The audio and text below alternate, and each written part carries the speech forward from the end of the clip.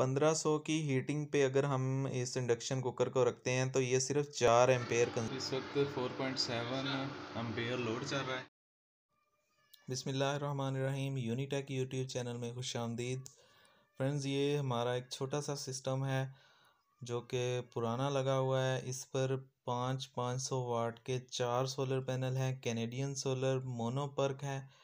और ये आप देख सकते हैं, ये सोलर पैनल जो हैं तकरीबन इनको लगे हुए 1 साल हो गया है। यहाँ पर जो चीज़ें इस पे चल रही हैं वो मैं आपको जब बताऊंगा तो आप इंशाल्लाह हैरान होंगे। ये सिस्टम रोज़ाना 10 यूनिट प्रोडक्शन करने की सलाहियत रखता है। इस सिस्टम पर जो मुकम्मल लागत आई है वो 3,20,000 है। मैं आपको इसका इन्वर्टर जो है वो दिखाता हूँ इस वक्त क्या इस पे लोड चल रहा है। फ्रेंड्स, आपको पता है कि आपको गैस जो है वो लोड शेडिंग की सूरत में मिलने वाली है सर्दियों में, तो इसलिए यहाँ पर इंडक्शन कुकर जो है वो इस्तेमाल होना शुरू हो चुका है। इंडक्शन कुकर जो है वो दिन के वक्त मुकम्मल सोलर पर यूज़ हो रहा है।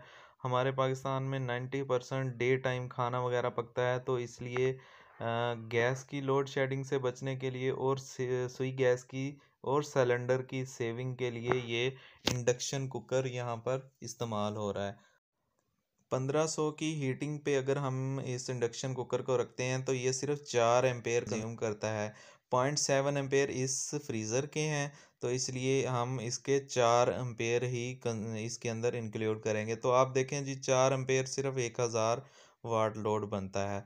तो ये है ना बिल्कुल मुनासिब और बेहतरीन सिस्टम। एक छोटे से घर के लिए ये बेहतरीन सिस्टम है।